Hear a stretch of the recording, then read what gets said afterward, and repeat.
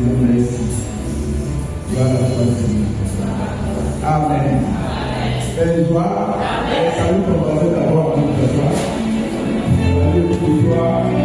Très béni dans la présence du Seigneur. Ce soir encore, Dieu va vous aider.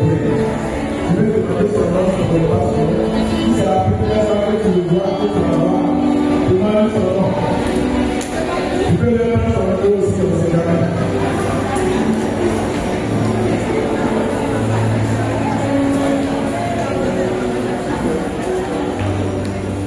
Amen. Que Dieu te bénisse. Alléluia. On accorde encore le Seigneur.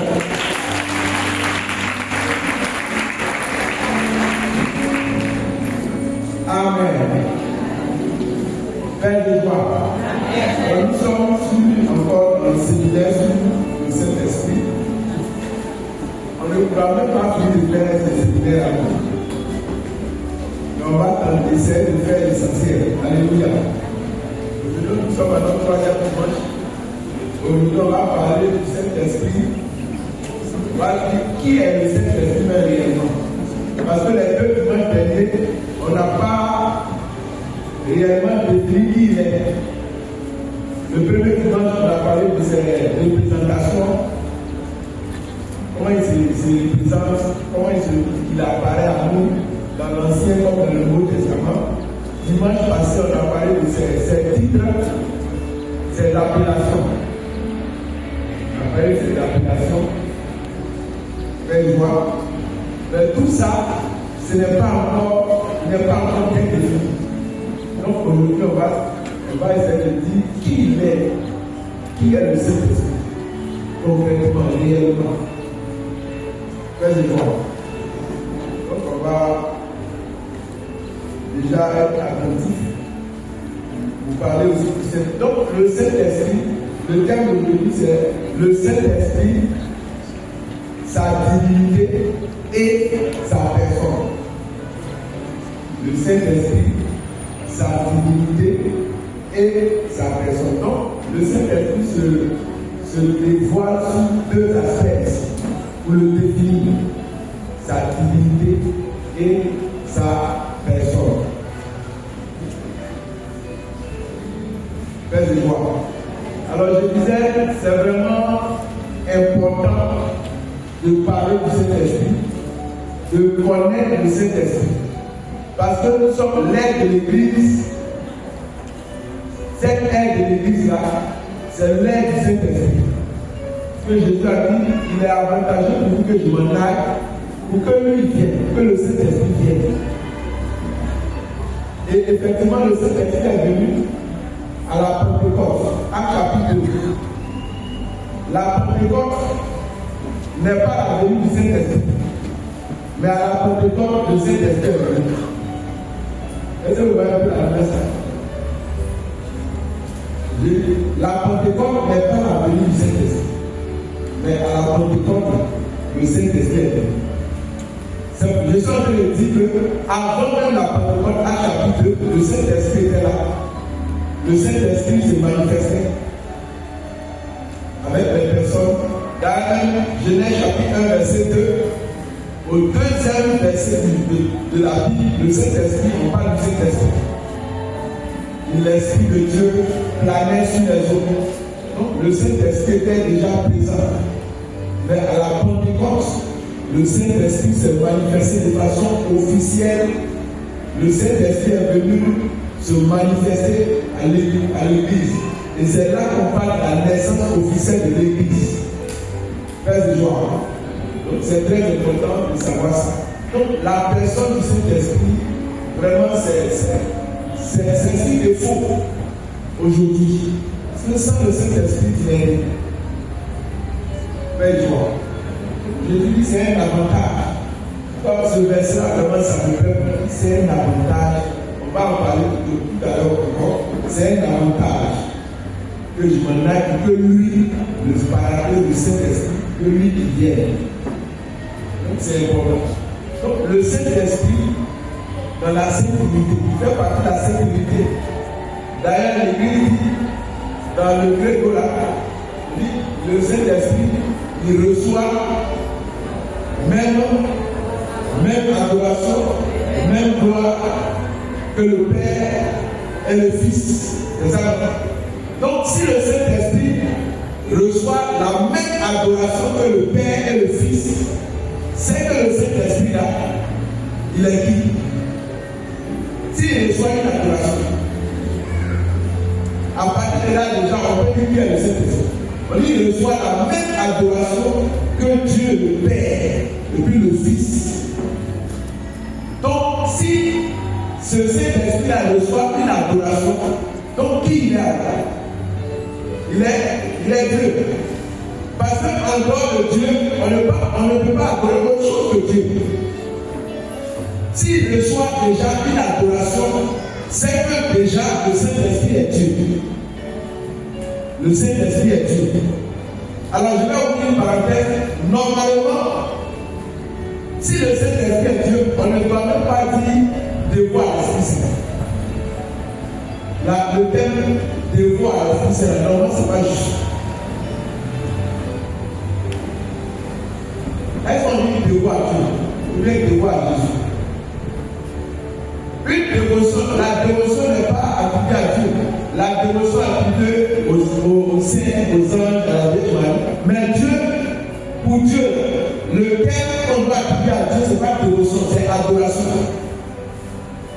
C'est adoration. Donc, devoir au Saint-Esprit, normalement, ce n'est pas juste. Parce qu'on le réduit. Le Saint-Esprit, c'est l'adoration.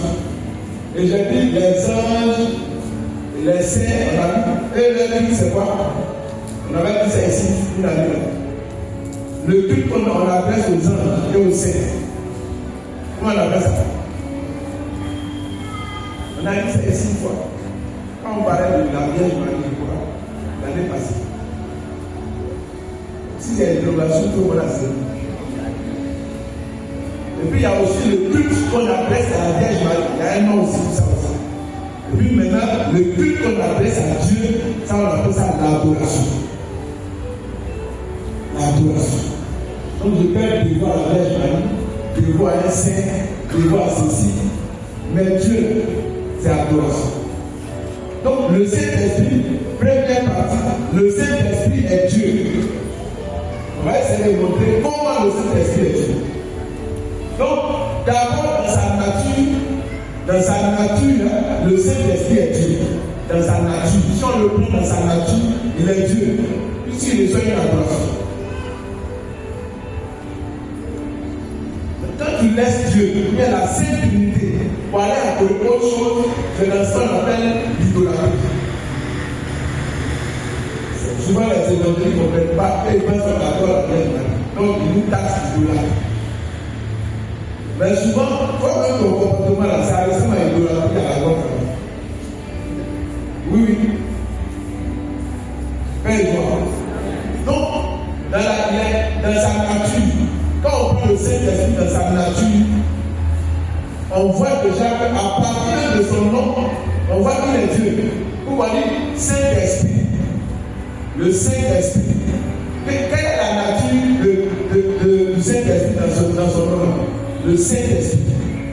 Laquelle nature? Il est esprit. Il est esprit. Il est esprit. Saint-Esprit. On n'a pas dit Saint Joachim, mais Saint Timothée. Ou bien Saint quelque chose. Esprit. On parle d'un esprit. Saint-Esprit. Donc, à partir de sa nature déjà, on voit déjà qu'il est Dieu.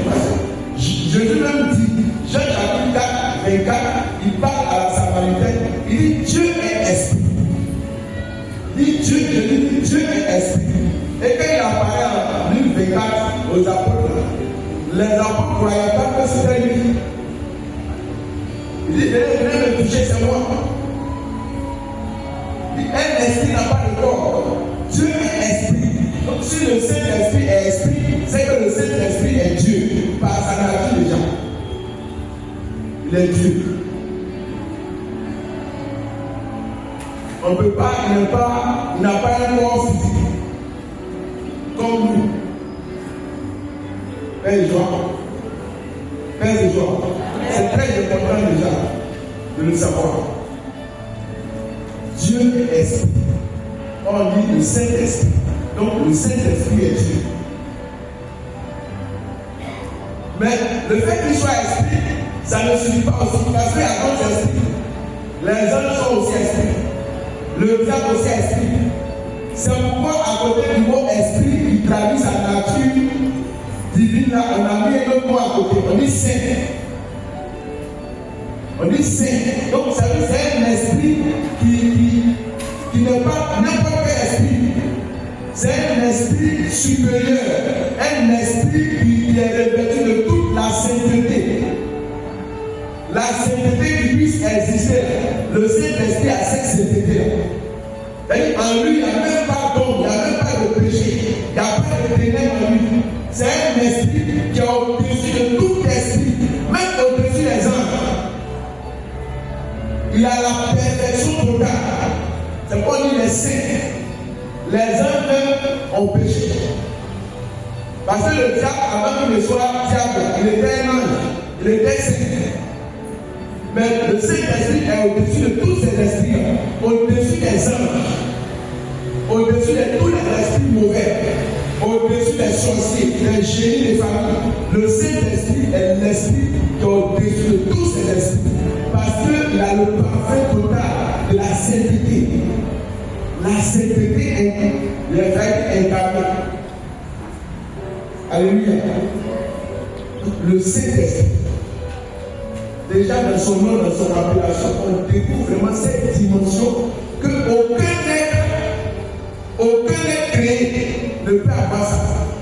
Cette sainteté qu'il a. Il y a des êtres spirituels saints, mais cette sainteté que le Saint-Esprit a, aucun être créé n'a ça.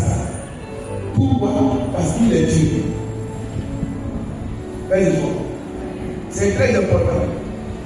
Alors nous sommes en train de parler du Saint-Esprit parce que,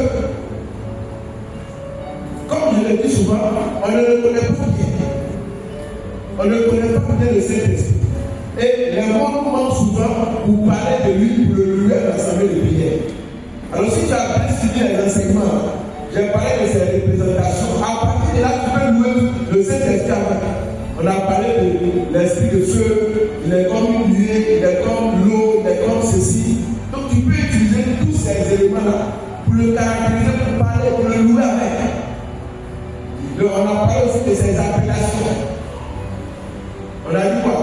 Quelle appellation tu as retenue par exemple? Dimanche passé. Oui, non. Le souffle. D'accord? Qui d'autre? Le paraclet. Autre appellation. Le corps de Dieu. Il y a encore. D'accord? Oui. L'esprit créateur.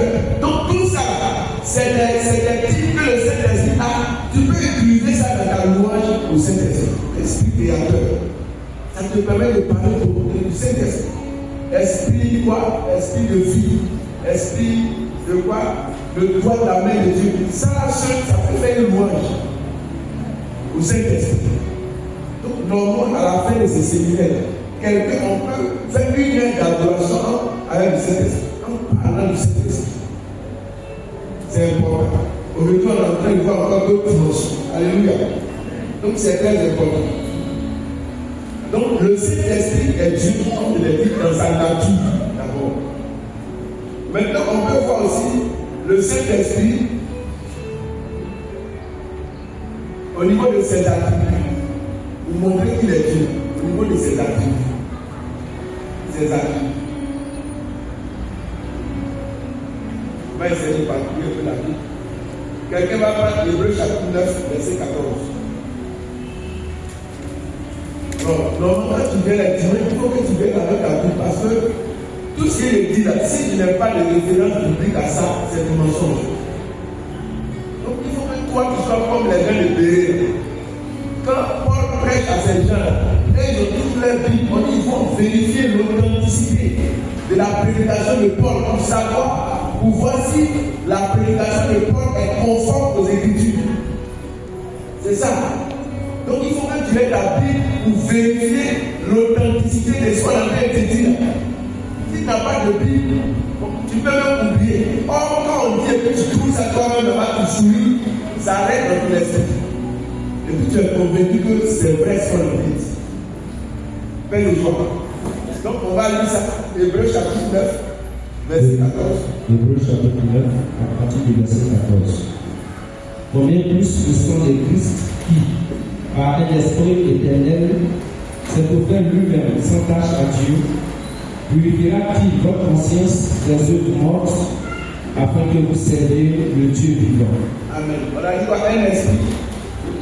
Un esprit éternel. Donc, l'un de ces attributs-là, c'est que le Saint-Esprit est éternel. Il est éternel, esprit éternel. C'est un esprit éternel. Donc, l'éternité est un attribut de Dieu. L'éternité.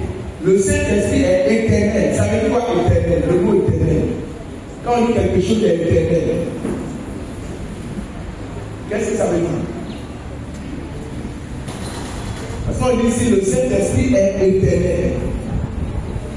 Oui. Ce qui n'a pas de fin. Ce qui est éternel, c'est ce qui n'a pas de fin. Ce qui est éternel aussi, c'est ce qui n'a pas de commencement.